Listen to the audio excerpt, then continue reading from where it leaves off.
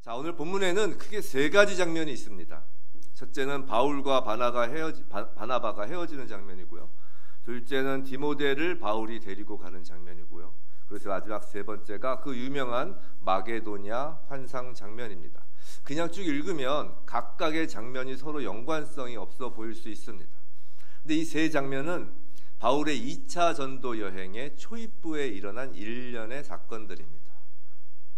자, 바울이 바나바에게 2차 전도 여행을 제안하는 것으로 본문은 시작되죠. 36절이에요.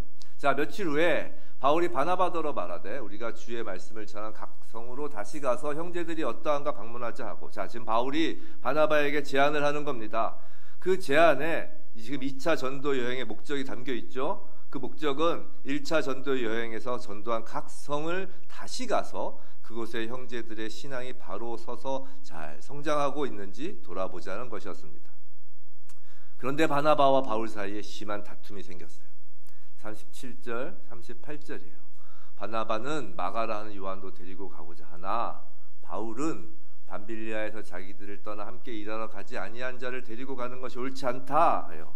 자, 바나바가 자신의 조카인 마가를 데리고 가자고 하는 겁니다. 마가가 누군가요? 1차 전도여행 초반부 그 사도행전 13장 13절에서 언급된 내용이죠. 밤빌리아에 있는 그 버가에서 바울 일행을 떠나 예루살렘으로 돌아갔던 자입니다. 버가에서 바울이 심한 열병에 걸렸고 마가는 그런 바울을 두고 떠난 것이라는 그 추측이 일응타당하다고 예전에 말씀드린 적이 있습니다. 그런데 지금 바나바는 마가에게 한 번 더 기회를 주자는 것인 반면 바울은 아직 마가는 준비가 되지 않았기에 전도 여행에 방해가 된다고 생각한 것입니다. 이 둘의 다툼은 감정적인 다툼이 아닙니다. 그럼 바울이 38절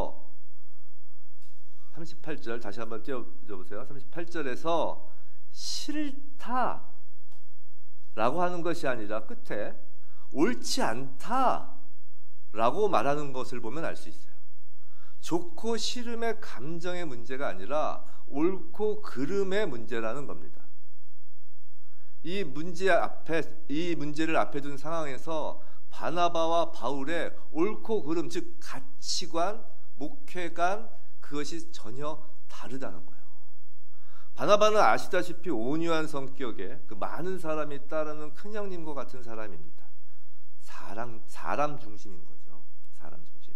그렇게 예루살렘 대다수의 성도들이 예전에 그 바울을 의심한 적이 있었잖아요. 그때도 바울의 손을 이렇게 잡고 데리고 가서 예루살렘 교회에 소개한 것도 바나바였어요.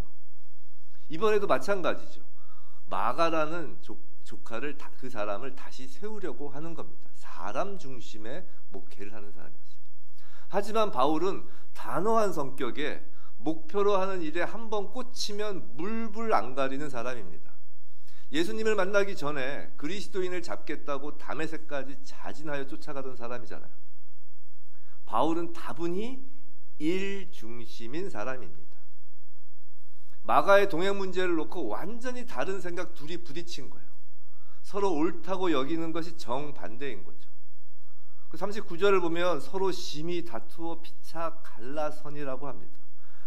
생각해 보세요. 바나바가 얼마나 온유한 사람인가요? 그런데 이번엔 한 발도 양보하지 않는 겁니다. 또 바울과 바나바가 어떤 사이인데요? 이 정도 일로 갈라서기까지 하나라는 생각이 듭니다. 그죠? 함께 안디옥 교회를 일구었죠. 그 험난한 그 1차 전도여행을 같이 한 소위 전우 같은 사람이에요. 교회 입장에서도 지금 엄청난 일이 벌어진 겁니다. 교회 두 지도자가 다투고 갈라서니 요새로 치면 거의 교회 분열과 같은 그런 홍역을 지금 치르는 거예요. 도대체 어찌 보면 이 교회 리더의 이 인간적인 한계, 이 흠이 되는 이런 이야기를 굳이 성경에 기록한 이유가 뭘까요? 그렇잖아요? 그건 하나님은 우리의 문제보다도, 우리 앞에 놓인 문제보다도 더 크신 분이라는 것을 알려주기 위해서인 거예요. 사람과 사람 사이에 일어나는 갈등은 복잡하고 풀기가 쉽지 않지만 하나님은 그런 갈등을 뚫고 나가며 하나님의 일을 해 나가신다라는 겁니다.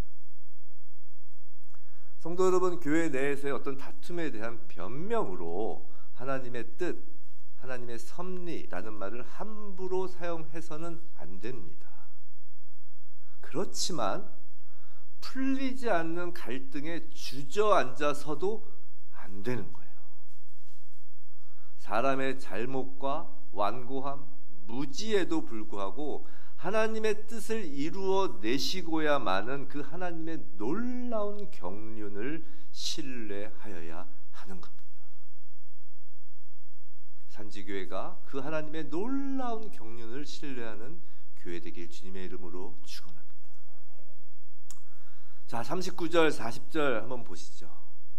자, 우리 한번 읽어볼까요? 시작. 서로 심히 다투어 피차 갈라서니 바나바는 마가를 데리고 배 타고 구브로로 가고 바울은 실라를 택한 후에 형제들에게 주의 은혜에 부탁함을 받고 떠나. 자, 바나바는 마가를 데리고 고향인 구브로로 갑니다. 구브로가 바나바의 고향이었죠. 근데 바울은 또 실라를 택한 후에 2차 전도 여행을 이제 떠나는 겁니다. 자, 앞으로 사도행전에서 바나바는 더 이상 나오지 않습니다. 그럼 바나바가 실패한 것일까요? 아니에요. 골로새서 4장 10절을 보면 나와 함께, 이게 바울이 쓴 서신서죠. 나와 함께 갇힌 아스다고와 바나바의 생질 마가와 이 마가에 대하여 너희가 명을 받았음에 그가 이르거든 영접하라. 또 디모데후서 4장 11절 누가만 나와 함께 있느니라 내가 올 때 마가를 데리고 오라 그가 나의 일에 유익하니라. 자, 골로새서에서 바울은 바나바의 생질 마가를 영접하라고 합니다. 또 자신의 그 유언과도 같은 그 서신서 디모데후서에서는 로마 감옥에서 바울은 마가를 찾아요. 또 마가복음 사복음서의 첫 기록 마가복음을 기록한 것도 마가예요. 바나바는 한 영혼에 대한 사랑이 넘쳤고 그 마가를 가르치고 양육함으로써 그를 놀라운 사역자로 키워낸 것입니다. 사도행전에 더 이상 바나바의 기록이 없다고 해서 바나바가 실패하였다고 할 수 없는 거예요. 위대한 사도 바울과 또 마가복음서의 그 저자 마가의 배후에는 관용의 사람 바나바가 있었던 겁니다. 나중에 천국 가서 하나님 앞에 서면 바나바와 바울 중 누가 더 인정받을 건지는 사실 우리가 모르는 거예요. 반면 바울은 신라를 택하였습니다. 근데 이건 참으로 신의 한 수였습니다. 왜냐하면 신라는 바울처럼 로마 시민권을 가지고 있었던 거예요. 이건 이방인 지역, 특히 소아시아를 넘어서 유럽 대륙으로 복음을 전하는 데에는 매우 큰 힘이 되는 겁니다. 이 로마 시민권자라는 것이 얼마나 유용한 것인지 그 신뢰가 그 마게도냐의 그 첫 전도지인 빌립보에서 바로 나타납니다. 그곳에서 바울과 실라가 옥에 갇혔을 때 두 사람이 모두 로마 시민권자인 것을 알고 관리들은 두려워하며 풀어줍니다. 그게 16장 37절에 나와요. 사실 결과적으로 보면 어쩌면 바나바가 함께 유럽으로 가지 않은 것이 나을 수도 있다는 거예요. 바나바였으면 어쩌면 빌립보 감옥에서 못 나올 수도 있는 겁니다. 두 지도자의 갈등과 다툼으로 각자 다른 길로 떠났지만 하나님은 그 갈등 문제보다 크신 분입니다. 하나님의 경륜과 신실하심은 사람의 한계를 뛰어넘으시죠. 그렇다고 그럼 바나바와 바울이 서로 다툰 것이 잘했다는 건가요? 여기서 사도행전을 기록한 누가의 그 세심한 단어 사용이 나타납니다. 39절에 심히 다투다로 번역된 헬라어는 파록시스모스인데요. 헬라어까지 외우실 필요 없고요. 그런 헬라어인데요. 이게 신약 성경에 딱 2번 쓰입니다. 여기서 한번 쓰이고요. 히브리서 10장 24절에서 또 한 번 쓰인 단어예요. 이 파록시스모스라는 단어가. 그런데 그럼 히브리서 10장 24절 어떻게 번역이 되는지 한번 보죠. 히브리 10장 24절이에요. 서로 돌아보아 사랑과 선행을 격려하며. 여기서는 같은 단어를 격려하며라고 번역된 거예요. 완전히 다르죠? 이 파록시스모스라는 단어는 그 원뜻이 서로 자극제가 되는, 서로에게 도전이 되는 그런 의미를 갖는 거예요. 즉 바나바와 바울의 다툼은 감정적인 싸움, 서로를 미워하는 다툼이 아니라 서로의 다른 생각, 다른 가치관을 격렬하게 주장하지만 서로에게 미움이란 감정, 아픈 상처를 주는 다툼이 아닌 거예요. 서로에게 자극이 되고 도전을 불러일으키는 것으로 이 본문의 이 단어의 그 영어 번역은 이를 아시죠? 제 영어 발음 안 좋은 거 들어보세요. 이 영어는 이를 sharp disagreement라고 해요. sharp, 즉 날카로운 disagreement, 의견 불일치라고 번역을 한다고요. 성도 여러분, 교회는 늘 문제를 안고 있다고, 그리고 어느 정도의 문제가 오히려 교회를 건강하게 한다고 지난주 말씀드렸습니다. 그런데 성도 간의 갈등, 또 혹은 목회자들의 서로 다른 생각은 그것이 소위 멱살잡이로 이어져서는 안 되는 겁니다. 감정적 싸움, 미움으로 이어지면 안 되는 겁니다. 성도 간에 서로 미워하면 그건 하나님을 근심케 하는 거예요.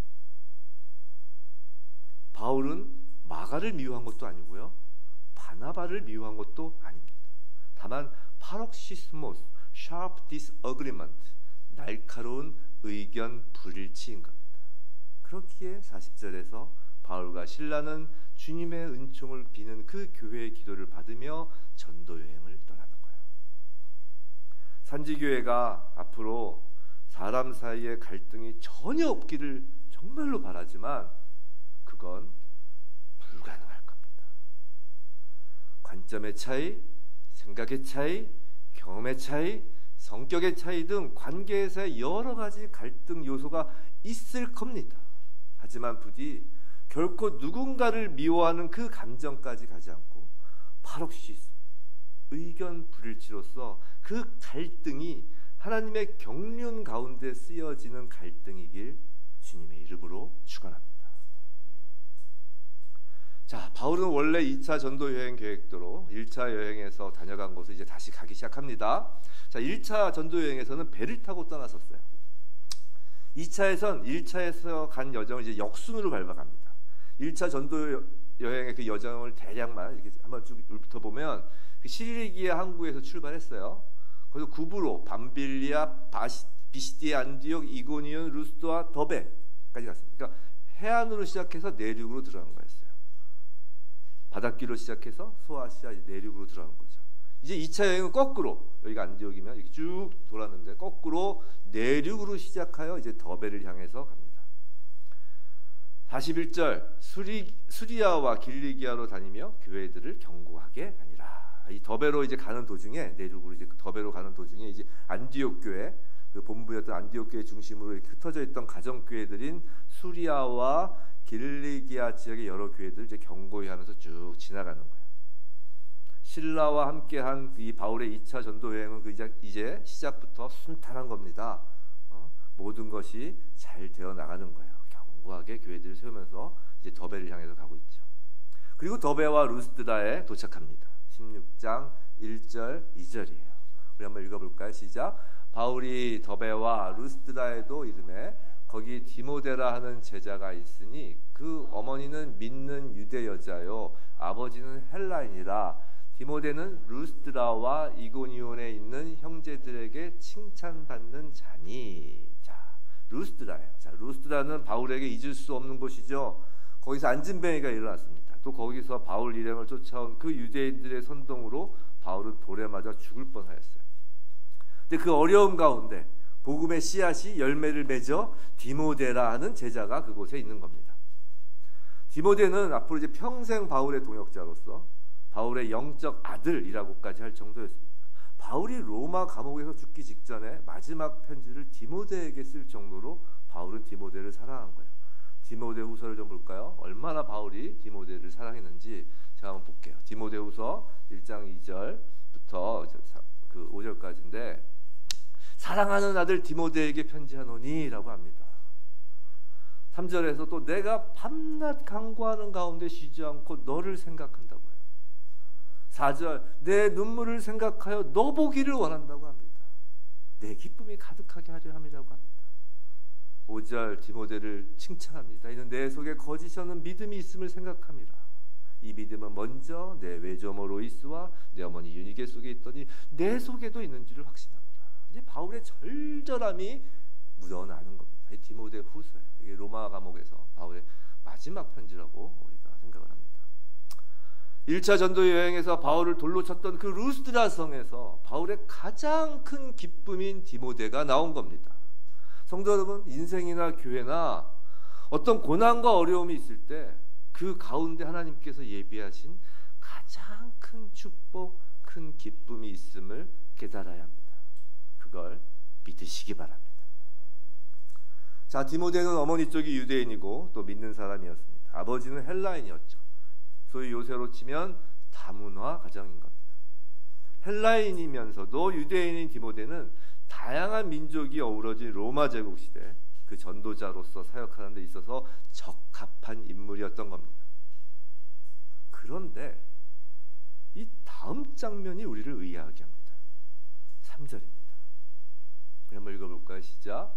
바울이 그를 데리고 떠나고자 할세 그 지역에 있는 유대인으로 말미암아 이는 그 사람들이 그의 아버지는 헬라인인 줄 다 알미러라.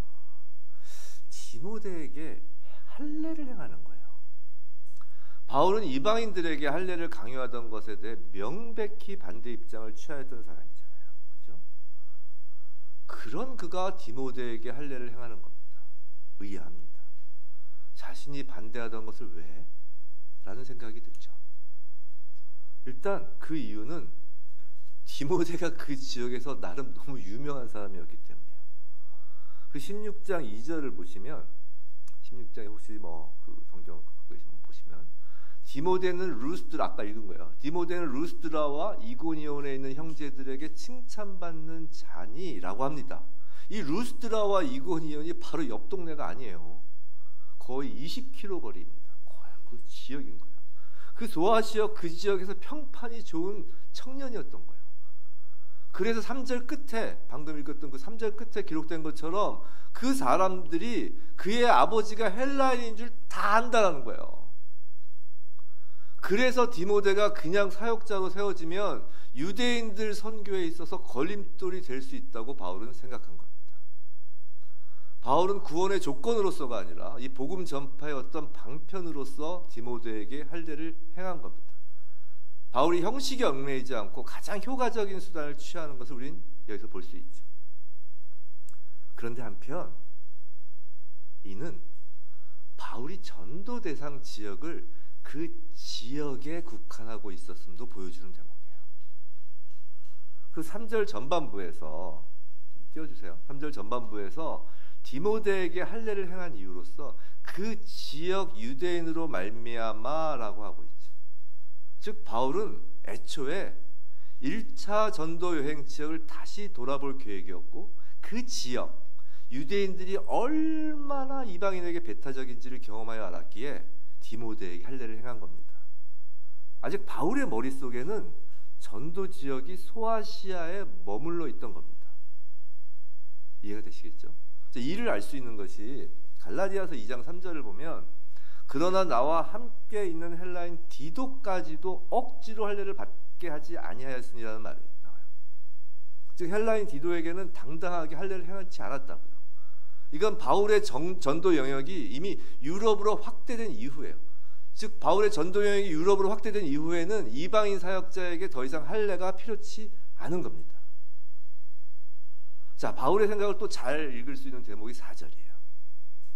4절 보세요. 여러 성으로 다녀갈 때 예루살렘에 있는 사도와 장로들이 작성한 규례를 그들에게 주어 지키게 하니라고 하죠.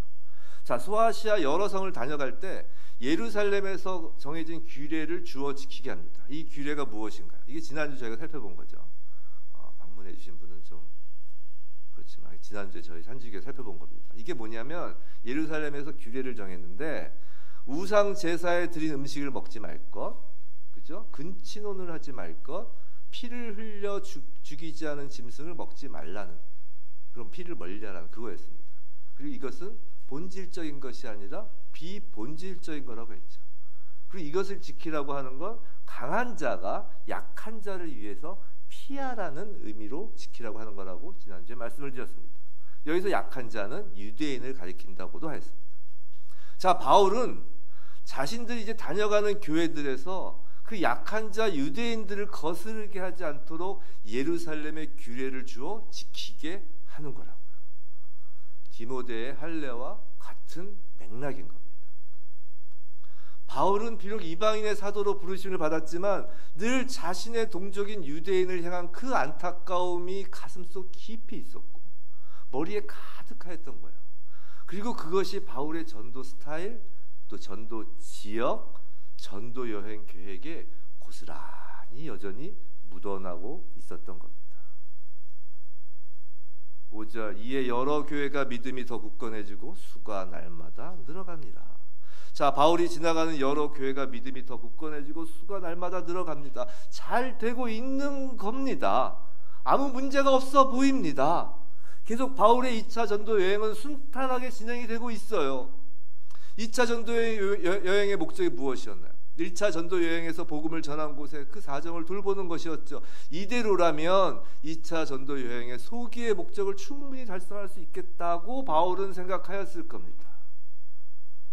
생각해 보세요. 바울은 자신과 오랫동안 함께하였던 바나바와 헤어지고 얼마나 불안했겠습니까? 그렇잖아요. 그런데 실라와 함께한 첫 사역이 아까 본 것처럼 성공적이었습니다. 그게 15장 마지막 절에 나왔었어요. 그리고 16장에서 이제 디모데도 합류시켰습니다. 자, 유대인들을 고려하여 할례까지 시켜가면서요. 바울의 생각은 적중하였던 거죠. 디모데가 합류한 그 바울의 일행의 그 사역은 계속하여 성공적입니다. 그런데 거기까지입니다. 예상치 못했던 일이 벌어진 겁니다. 6절, 7절, 8절이에요. 성령이 아시아에서 말씀을 더 이상 전하지 못하게 하시는 거예요. 그들이 부르기아와 갈라디아 땅으로 다녔고 무시아 앞에 이르러 또 비두니아로 가고자 했으니 예수의 영이 허락하지 아니하시는지라 무시아를 지나 드로아로 내려갑니다. 자, 성령이 더 이상 아시아에서 말씀을 전하지 못하게 하십니다. 여기서 아시아는 지금껏 바울이 성공적으로 전도하였던 소아시아 지역입니다. 자, 7절에서도 예수의 영이 허락하지 아니하셨다고 합니다. 성령이 반복하여 바울의 전도를, 바울 일행의 그 전도를 막고 있는 거예요. 자, 방금 읽은 그 성경 본문에서 기록된 지명을 우리가 모두 알 필요는 없을 겁니다. 다만 방향만 보겠습니다. 자, 바울 일행은 안디옥을 떠나서 1차 전도의 여정을 되짚어가고 있었습니다. 이 동쪽에서 출발하여 서쪽으로 쭉 여정을 계속하다가 이제 6절 다시 띄워줘 보세요. 6절 지중해 연안 남서쪽으로 이제 가는 거예요. 근데 막히는 거예요. 그래서 다시 7절 북쪽으로 가는데 거기도 막히는 겁니다. 그리고 남은 방향으로 이제 8절 이제 북서쪽 끝 바다 앞 드로아 항구에 도착하는 거예요. 자, 성령이 어떻게 막았는지 또 바울은 그것을 알았는지 우리는 알 수 없습니다. 성경에 기록이 없으니까요. 하지만 바울 일행이 하나님의 계획과 목적이 무엇인지 궁금해하면서도 상당히 당혹스러워하고 있었을 것임은 우리가 충분히 예상할 수 있습니다.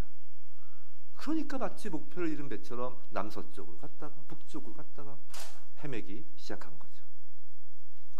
사실 나중에서야 되돌아보니 성령님이 막으신 것이고 하나님의 계획이 인간의 생각과 다르다는 것을 깨달은 것이지 바울이 당시에 명확하게 하나님의 뜻을 알지는 못하였던 거예요.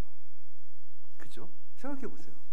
바울이 성령의 막으심과 그 뜻이 마게도냐를 향할 것임을 정확히 알았다면 이렇게 헤맬 필요가 없는 거예요. 또 하나님께서 환상까지 보여주실 필요도 없었을 겁니다. 너무 환상 좋아하지 마세요. 우리 못 알아들어도 환상을 보여주시는 거예요. 바울이 누군가요? 이 비교할 대상이 없을 정도로 뛰어난 사역자입니다. 그런데 그런 그도 자신의 계획과 생각에 사로잡혔을 때, 그리고 그 사역이 성공적으로 순탄하게 진행되었을 때 하나님의 뜻을 환상으로라도 알려주어야 할 한 사람에 불과했던 거예요. 성도 여러분, 우리가 개인적인 신앙생활에서나 또 교회적으로나 늘 잊지 말아야 할 것이 있습니다. 그건 언제나 우린 유한한 사람이고 제약이 많은 사람이란 사실입니다. 하나님의 주권, 절대적인 인도하심 없이는 그 누구라도 제대로 하나님의 뜻을 안다고 자신할 수 없다는 거죠. 잠언 16장 9절 말씀입니다. 우리 함께 읽어볼까요? 시작. 사람이 마음으로 자기의 길을 계획할지라도 그의 걸음을 인도하시는 이는 여호와이시니라. 이 말씀을 명심하여야 합니다. 계획을 세우고 노력하는 일을 멈추라는 말이 아닙니다. 열심히 궁리하고 노력해야죠. 하지만 언제나 그 걸음을 인도하시는 분이 하나님이심을 잊지 말아야 하는 겁니다.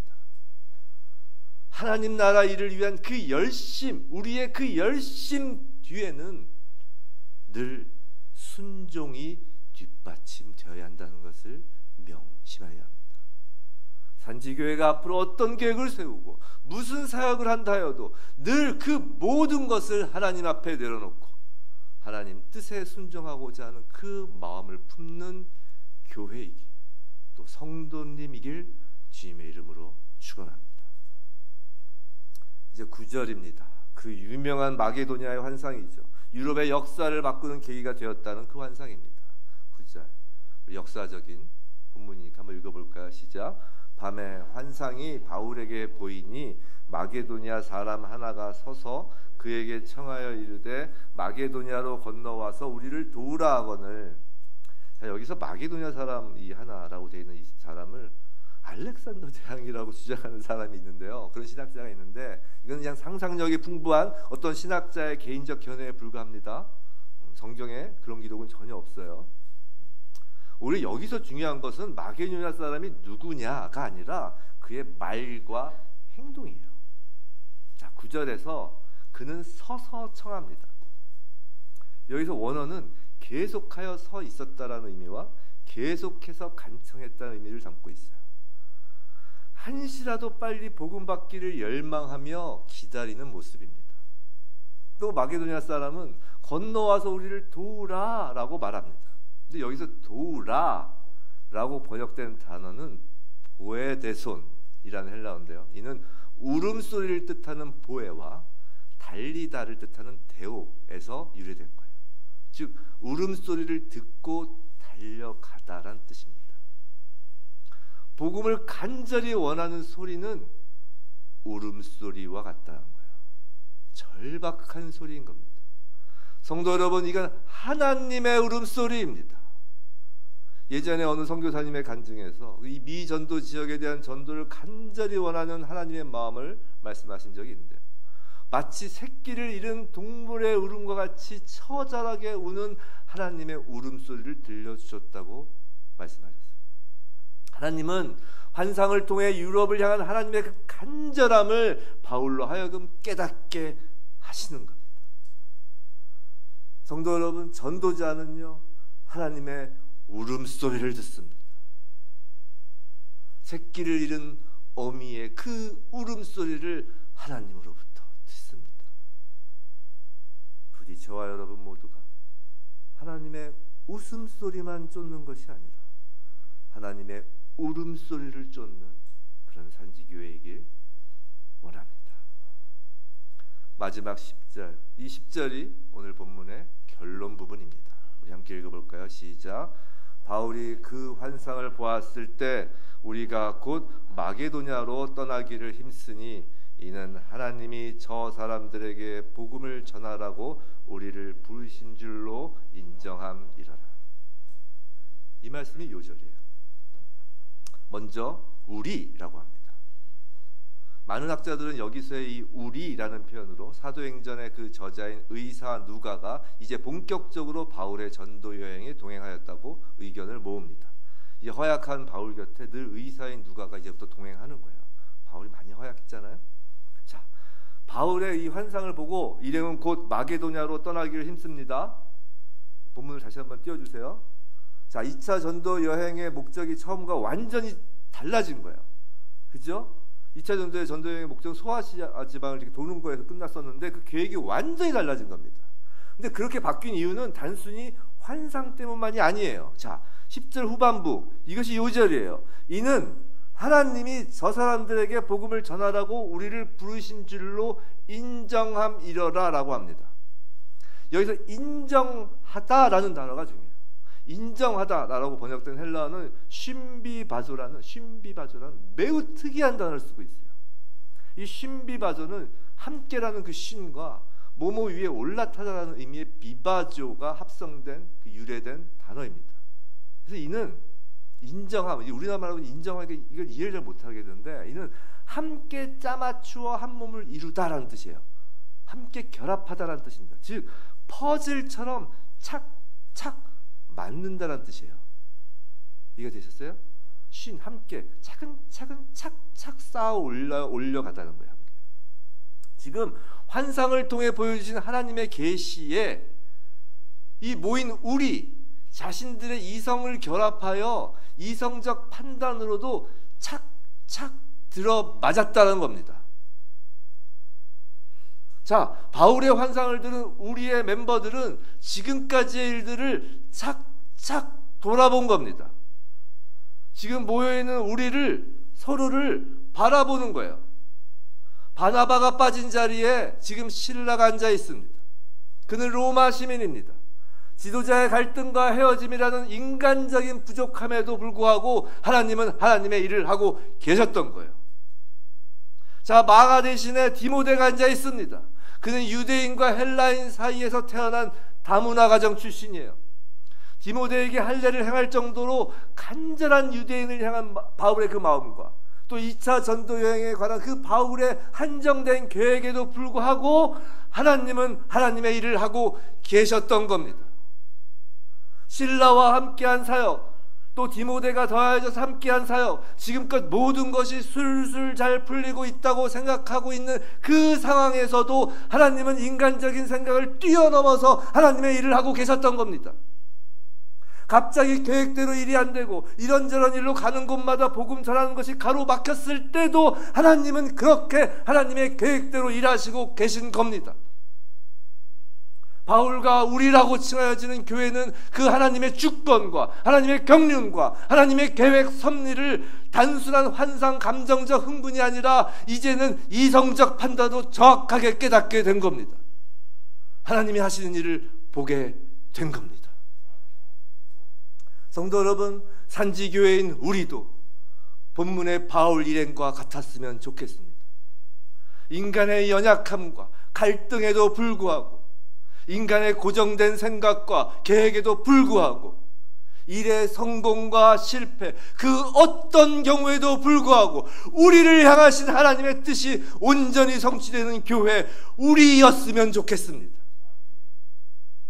오직 예수 그리스도의 이름으로 오직 하나님의 뜻이 이루어지는 교회, 오직 성령의 인도하심에 따라 움직이는 교회, 부디 그런 산지교회, 그런 우리이기를 주님의 이름으로 축원합니다.